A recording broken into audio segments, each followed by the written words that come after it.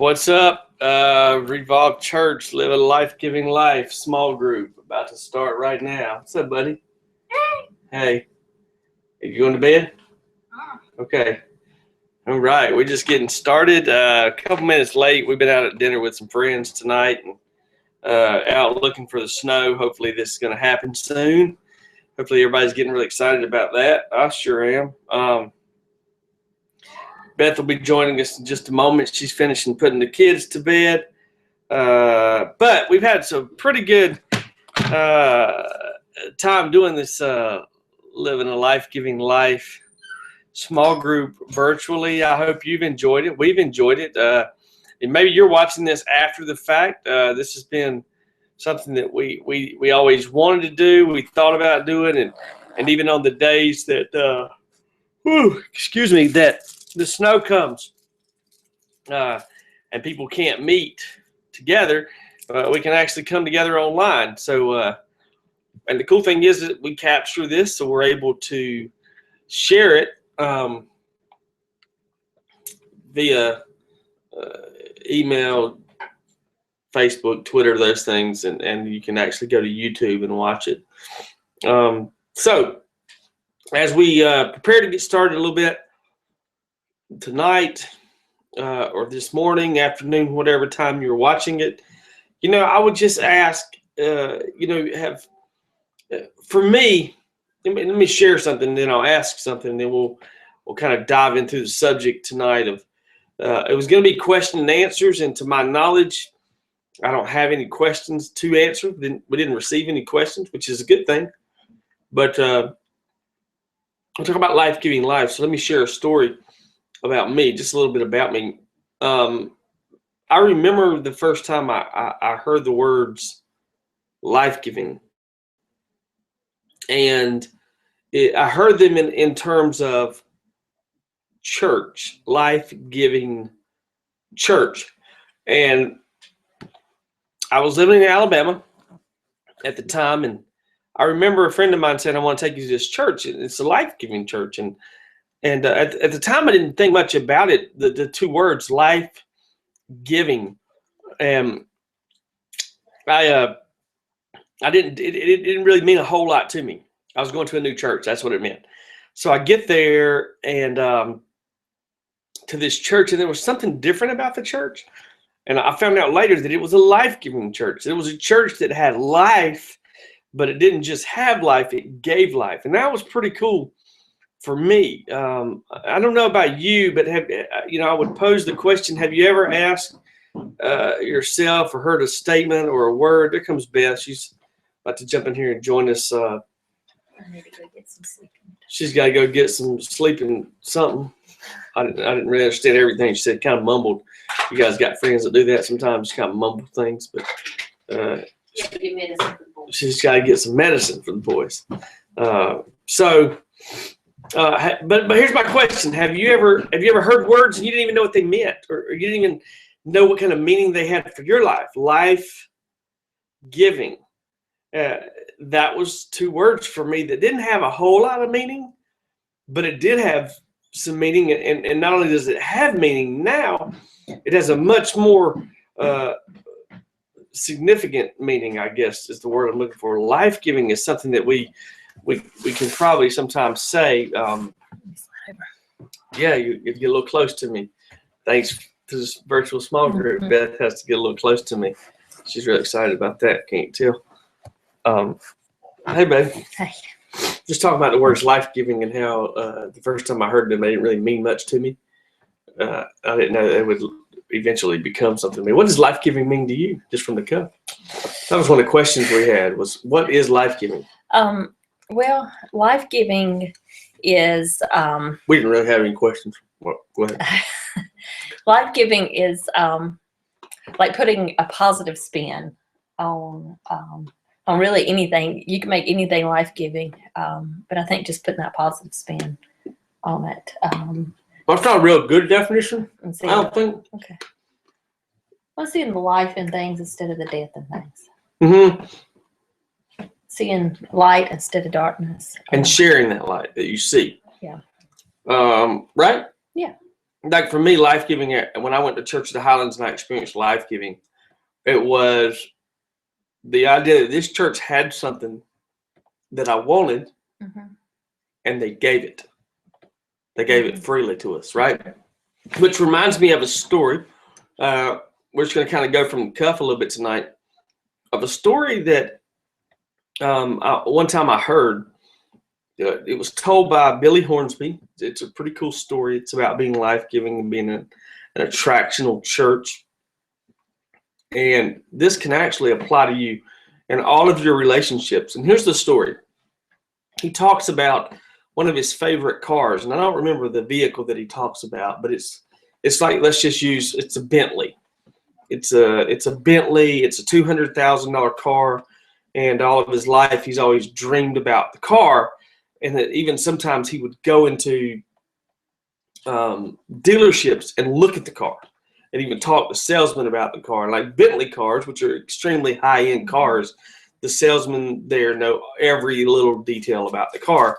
And he talks about that and how he would go there. And then he talks about how the salesman would open up the hood of the car and open up the doors of the car and show you every magnificent, elegant, perfect in its place feature about the car.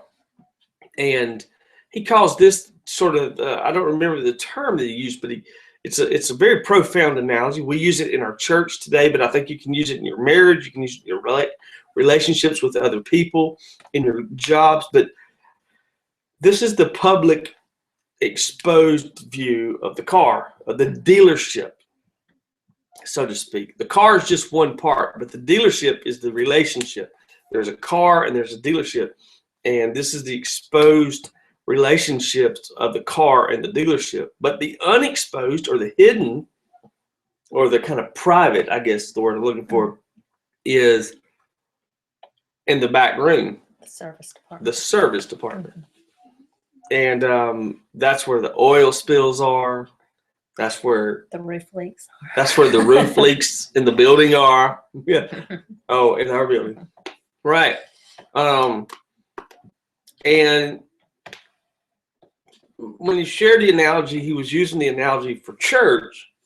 Yeah, he was using it for church. He was saying that, like what you see when you walk in on Sunday has to be attractive to that first-time guest or that non-believer. But once you get behind the scenes, it's messy. I mean, it's absolutely parts of it is messy. It's not all beautiful, and it's not even close. Yeah. To being all beautiful. I was in a conversation that was pretty intense this past week, and with somebody in our church, and the conversation, the person I was talking to said, "Well, church is supposed to be nice and fun," and I was like, "No, it's not. It's supposed to appear to the non-believer, and it's not manipulation. It's supposed to appear to the non-believer, to appear to the person that's been hurt by church, that it's okay. It's safe. Yeah. Safe is different than calm. Right. And clean and neat and orderly, right? Right.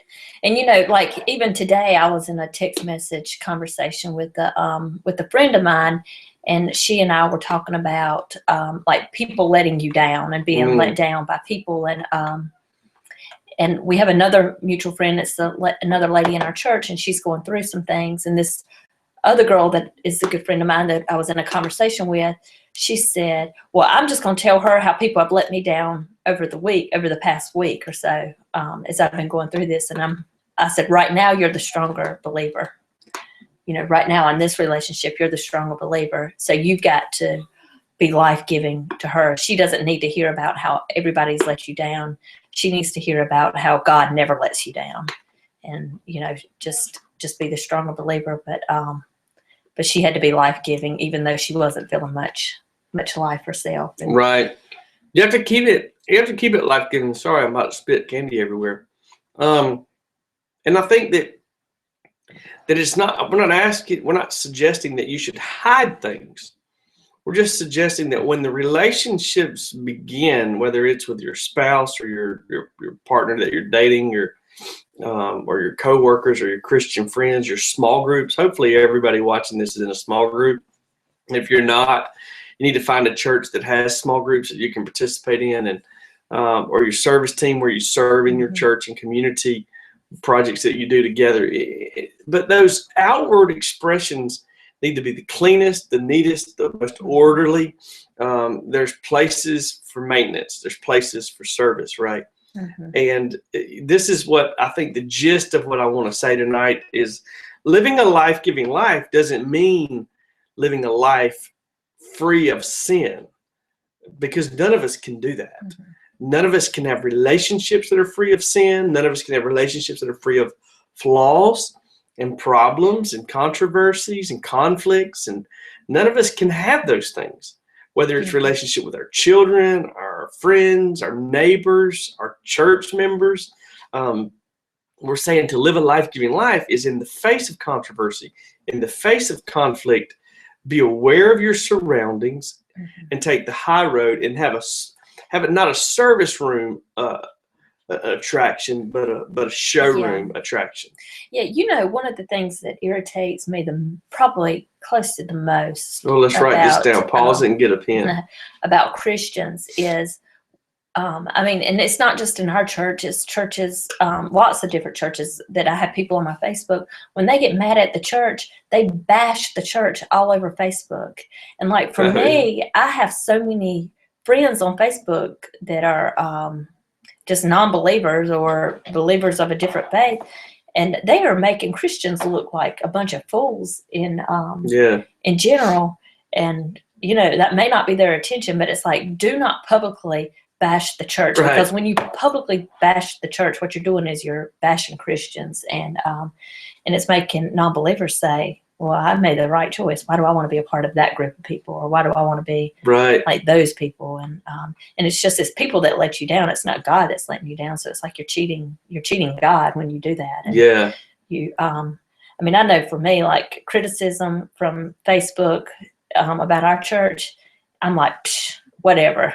You know, I'm not, if they're not bold enough to come to us and say, okay, we didn't like it when you did this, or we didn't like it when so-and-so did this, then I don't you're not only bashing Christians, you're bashing Christ. And it actually causes Christ to grieve. And I'll be honest, you know, there's been times since I've been a pastor that I've wanted to bash some people that were in my church. And but I'm not going to do that publicly, because I don't want to ruin the chance that they would have. I don't want to bash anybody privately either. I'm not going to do it on Facebook and ruin the witness that I might have for Christ, or the witness that they might have too for Christ, just because they don't do things the way I think they should. Or that's normally what it comes down to. It's normally some sort of selfish disagreement. Somebody thinks you should do something in a different way. And it's like everybody knows how to ride a camel except the person that's the best. The best people that know how to ride camels are people that have never ridden one. It's those kinds of things. We're all guilty of it, but I think it's important that we have a showroom attraction in all of our relationships until we're in a comfortable enough environment or close enough with them that we can have a service department. Yeah, and you know, I think until their faith isn't wavering. I mean, I know all of our faith wavers a bit, but I think you know, you have to be very sensitive to who your crowd is, and if you can influence them one way or the other. But I agree, and I think that. But the goal should be to get to the service department, because the truth is, we want everybody. We want to service the relationship. We want to service the other person. We want to help. We're life-giving, and we have life. And when you think about giving life to somebody, I want you to think about it for a moment. There's many ways that today, and I'm going to be very modern, relevant, and transparent, that we give life as people, that we give life to other people. And I'm not talking about cliches. I remember, 15 or 20 years ago, I can remember this, that when the driver's license gave you an opportunity to place something on the back of your driver's license. When you got a driver's license, you got an option to say, I am or I am not an organ donor. And if you're an organ donor, You donate an organ to give life to someone else. Well, you know what that cost you, right? Your organ, your life. It cost you your life. And that's messy because a lot of organ donors are in car crashes or sudden deaths, and it's messy, but it's giving life. So giving life can be very messy, but it can maintain a clean, does that make sense? An attractional showroom appearance that, hey man, I'm getting life here. And not just in that form. Maybe you donate blood. Well, it takes a needle, it takes blood. It's pretty intense when you think about giving life to somebody. And if you're going to live a life-giving life, then I think you have to learn to balance your relationships. You have to learn to balance who's watching you and your actions when they're watching you. And they're all of us should have friends in our life that are not impressed with us. I tell you that I was just in Israel for 8 days with my pastor, Pastor Dean, and I just tell you something. He's not impressed with me at all. I don't impress him. He encourages me, tells me things that I do well, but at the end of the day, he's not impressed with me. So it's pretty easy for him to get in the service department with me and speak things to me that need to be spoken to. And I think that's one of the best things that people can do, is have people in their life that aren't impressed with them so that they can have life given to them. Because receiving life is hard too. That can be very tough. Because sometimes receiving life might mean correction, accountability, call to repentance, call to change, or call to forgive or to profess or whatever, So I think it's important, if you're going to live a life-giving life, that you know the difference and you know where you are in the relationships with people. You know your environments, right? So that you're not. Right. Does that make sense? I got an email from a young lady this week that in a sense I can kind of relate to. She was having an issue with her mother, and she said that every time that she got on the phone with her, that her mother was always putting her down and really criticizing her, and it just became like a big like yelling bash, I guess is the best way to explain it. And she was really wanting to know how to handle that, and I didn't reply because I wasn't real sure. Like I just wanted to take a day and just kind of pray about, like, how should she reply, because the way I reply isn't always the way that you should reply. So I wanted to make sure that I gave better advice than what I was doing. But as I thought through it, I thought just to basically, if you cannot be life-giving, it's just like limit your contact. Even if it's a parent, so that you're not dishonoring them, and don't get into those heated conversations. Don't get into those heated topics that's going to require confrontation. Just don't give them much information about what's going on. If you're an adult, now if you're 16 or 17, obviously you have no choice, but at 20 something, 30 something, 40 something, limit your contact until you can be life-giving. I was in Israel, and I was with Pastor Dean, and he brought 2 guys from his church, one who I knew well, and the other one I didn't know at all until we got there. And the other guy, Stephen, I didn't know him that well, and he and I are a lot alike. We're very argumentative. We're very we're going to be right, and we're going to be heard, and you're going to know that we're right. We feel strongly about our opinions about things, and he and I argued about a few things, and jokingly, the first one was about him killing cats. He said he shot cats, and I hate cats.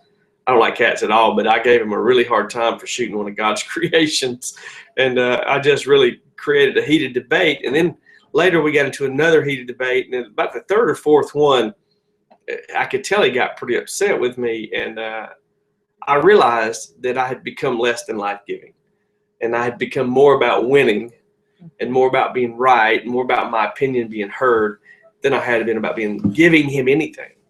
And the Holy Spirit really spoke to me, and I went over to him as we were getting out of the van one time to go to lunch, and I shook his hand, and I said, "Hey man, don't bother me, or don't worry with me, because I'm just an argumentative person, and I'm just busting your chops, and And I really do love you, and I don't mean to cause any hard feelings. And he said, "No, man, I'm good." And we ended up having a really strong bond. Ended up sharing some really neat things about common things that we've gone through together. He was in the military. We were in Afghanistan at the same time, pretty close to one another. He has a couple kids. I have 4 kids, but he has a sick kid. I have a sick kid, and it was kind of a neat deal. But I think once you recognize you haven't been life-giving, you owe it to yourself, you owe it to the person to apologize and say, "Man, I didn't mean to do that. It's just I'm frustrated." Go ahead and make up your list of excuses, but apologize and accept it.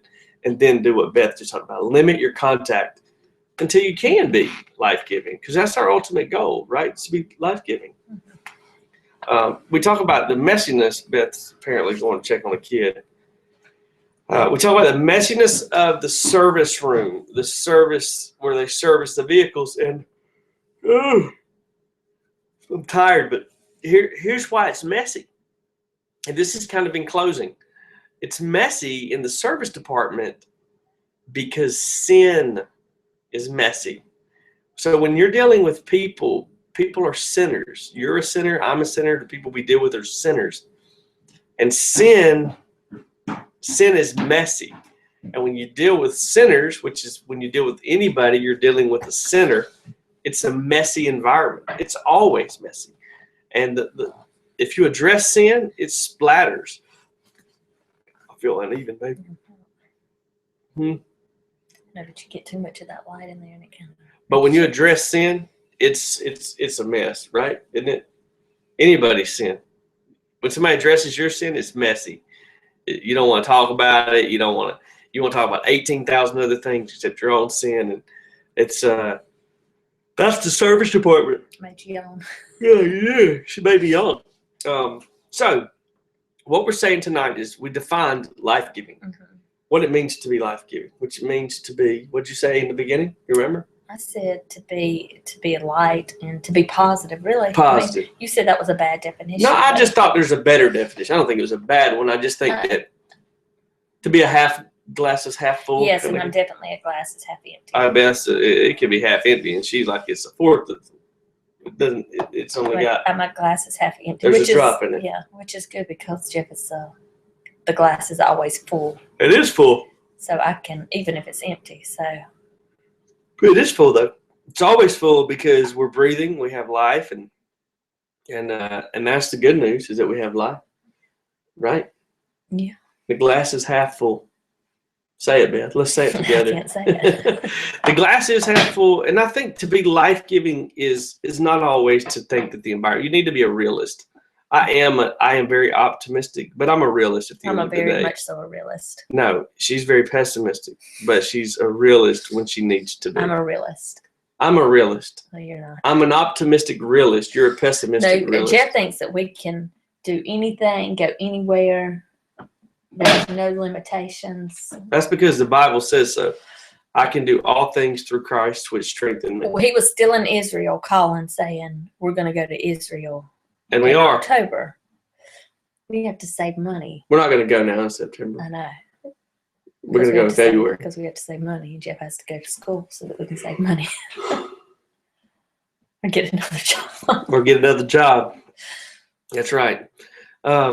So what's your takeaway for tonight to be life-giving? Is to now hopefully you have a clear definition of what life-giving means. It means to be life-giving means that you give something that would cause somebody else. And to see the best, I think, too, to see the best. Not just to see it. And that's where I was saying your definition was off. Don't just see it. Show them. Share what you see inside of somebody.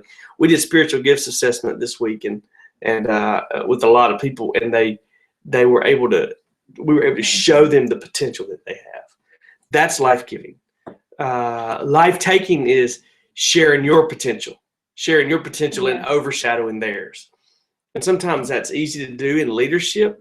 You know, I'm a leader in a church, Beth's a leader in a church, and sometimes our gifts or our potential sometimes, not on purpose, unintentionally overshadow other people's potential, and that's never been our heart. Yeah, and you know what? It's good for everybody to take that assessment because to retake it because how it changes. Because I remember the first time that I took it, like my strongest point, one one of my strongest points was like mercy. And now it's her least strongest And point. now it's not as strong. I mean, ministry did. Ministry would take away your Away mercy mercy, sometimes. yeah. It will. But it did change that. So it is good to continue to take that like once a year. Absolutely. But to be life-giving is to see the best And respond. and To the share. best, Share yeah. what you see inside of people. And limit your contact until you can share. And I like to say it this way, always add value. That's being life-giving. If you're not adding value to somebody or to the circumstances or the situation, then you're not life-giving, okay? And that doesn't mean you're a sinner going to hell. It just means you need to readjust some things. You need to readjust your perspective. And you maybe need to limit your contact with the people until you can see the potential and share the potential. I know this. You got anything final you want to share? I want to share a final story. Oh, no, you can go ahead and share. As you think about that, I would just challenge you to think about the people that you know already. Maybe it's a husband, a wife, a child, children, a mother, a father, brother, sister, co-worker, friend at church, new friend, old friend. Whew. Share it and tell them they need to go to bed earlier so they're not get so sleepy. But find a person in your life that you could call today or tomorrow. Do it tonight. I really want you to do it tonight. Send them a text message and add some value to their life. And do that by encouraging them and appreciating them for something that you see inside of them that maybe they don't know, or how they've done something for you in the past and it really meant a lot to you. Do that. Add value, be life-giving to somebody. And I'll leave you with this closing thought that one of my best friends that I met a long time ago, his name was Chris. I really got to quit yelling. His name was Chris Irwin. Chris Irwin's in Montgomery, Alabama. He's a pastor at Church of the Highlands. And I remember, I can almost, is emulate the word? What do you call when you say you're going to pretend to be somebody? Mock. No, not mock. Mock is making fun of. You know what they say? Yeah, I know. Yeah, these imitators. Imitate. I can always imitate him perfectly.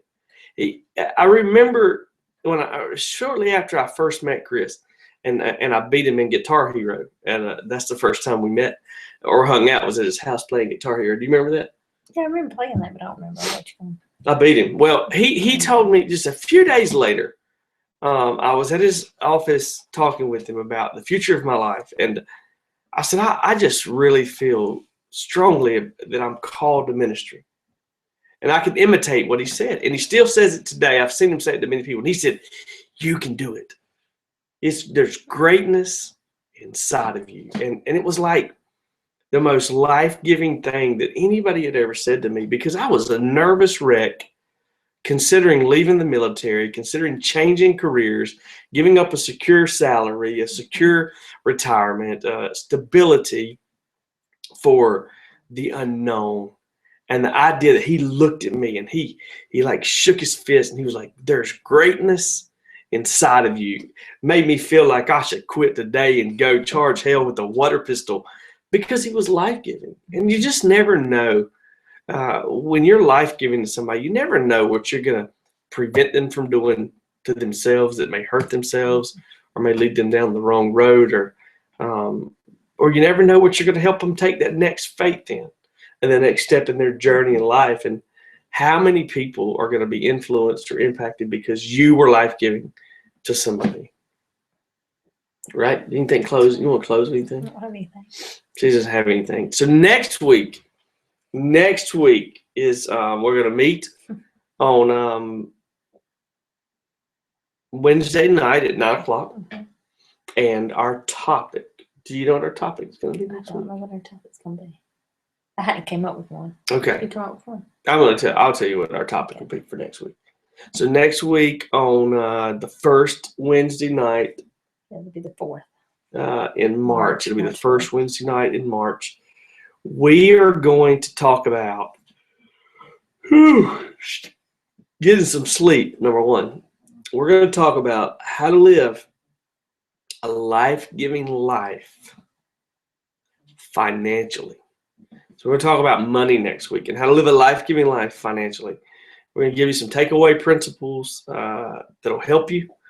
But It's not going to be a message on tithing. It's not going to be a discussion about giving your money to the church. You should all be doing that. That's basic stuff. But it's going to be about a life-giving life and how our finances. Let me say it this way: not how to live a life-giving life financially, but how our finances play a part in living a life-giving life. That makes sense? Mm-hmm. All right, cool. Hope you've enjoyed this tonight. If you're watching it live or you're watching it on February the 25th or 26th at any time, hopefully the snow's coming. And we're going to all have an awesome day tomorrow in the snow. Thanks so much for tuning in for Life Giving Life. We'll see you next week. God bless. Bye-bye.